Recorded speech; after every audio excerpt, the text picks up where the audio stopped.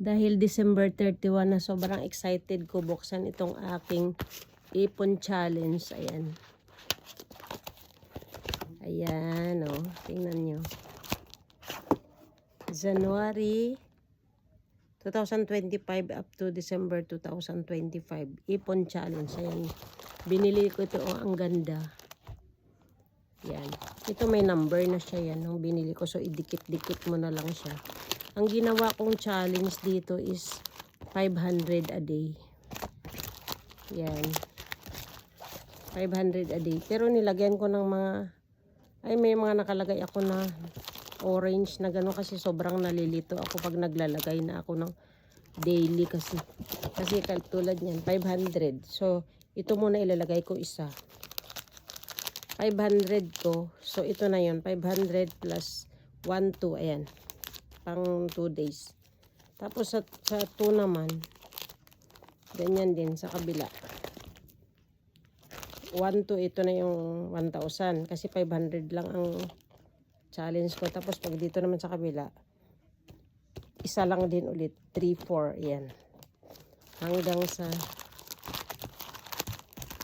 dito. Hanggang sa 100. So, uulitin mo ulit pag napuno mo na yan kasi ang challenge ko nga is 500 a day.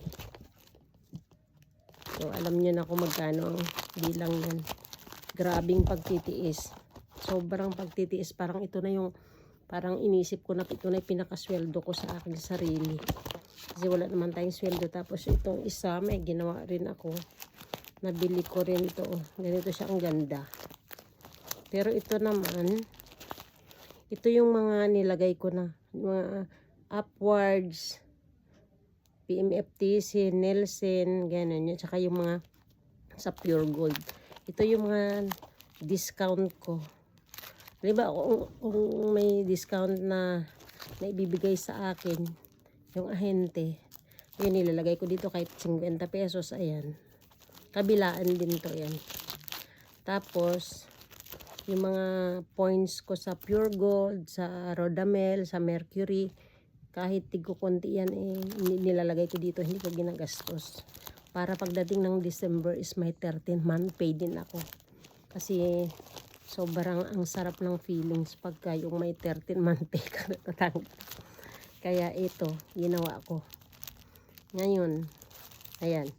Tapos yung mga pinagbentahan ko ng Tansan, empty bottles, tapos yung karton, ayan.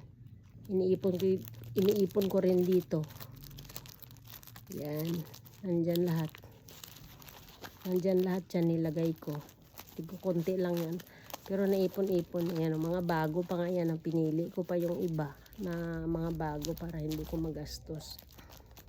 Ayan. Kaya lang sobrang pagtitiis.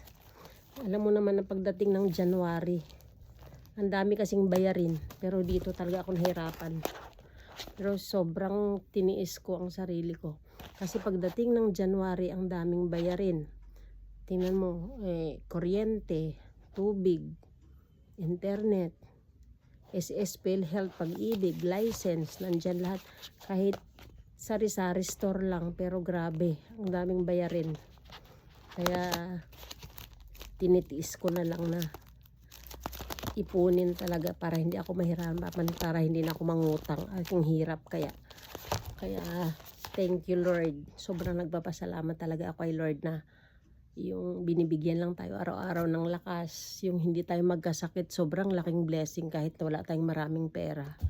Pero yung hindi ka magkakasakit at gumigising ka sa umaga, sobrang laking blessing na yung kahit marami kang pera. Kung may sakit ka, ang hirap nun. Pero yung wala kang pera na nakakaraos ka sa pang-araw-araw, napakalaking blessing na talaga yun para sa akin. Kaya sobrang nagpapasalamat talaga ako kay Lord na ito, nakaraos na naman ulit ang 2025. Sana swertehin na naman tayo pagdating ng 2026. Kaya go lang tayo guys, huwag tayo mawala ng pag-asa. Ganyan lang talaga dumadating ang problema, pero nakakaya dahil lagi mo na lang isipin na hindi naman tayo siguro bibigyan ni Lord ng hindi natin kaya. Kaya Kaya pasalamatan natin lahat na nakakaraos tayo. Hindi naman ito na ipinagmamayabang ko kasi ito lang talaga ang wala naman akong pera na marami talaga kundi ito lang din ang naiipon ko kasi ang daming gastos.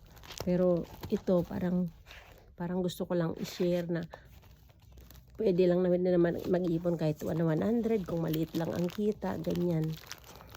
Kahit magkano basta meron. Tapos kasi ang hirap pagka walang naipon kasi hirap pag nagkasakit ka, wala kang madudukot, ang hirap mangutang ngayon kasi wala nang magpapautang na walang interes. Kaya lalo tayong mababaon pag may interes. Kaya yan. Kaya parang sinishare ko lang yung ganito para ma-inspired naman yung iba. Hindi na para nagyabang ako. Hindi kasi wala talaga ako pagmamayabang kasi wala akong kapera-pera na iba. Kundi ito lang. Kaya sobrang saya ko. Siguro kahit ganito lang ang halaga. Kaya siguro sobrang tuwa ko. Sobrang ang na-feel ko talaga na ang saya-saya ko lagi pagdating na ng ganito ng December 31. Kasi may nagagastos ako. May nabibigyan ako kahit niya tigko konti lang at least papasalamat ko lang din na i-share ko lang din yung natanggap ko na blessing. Kaya thank you talaga ako kay Lord. Salamat din at talaga na kaya ko. Kaya thank you. Bye. Sana kayo din next sa 2026 sabay-sabay na tayo ulit. Hindi ko alam kung magkano na naman, baka siguro mas maganda lakihan natin. Di ba? Ayan.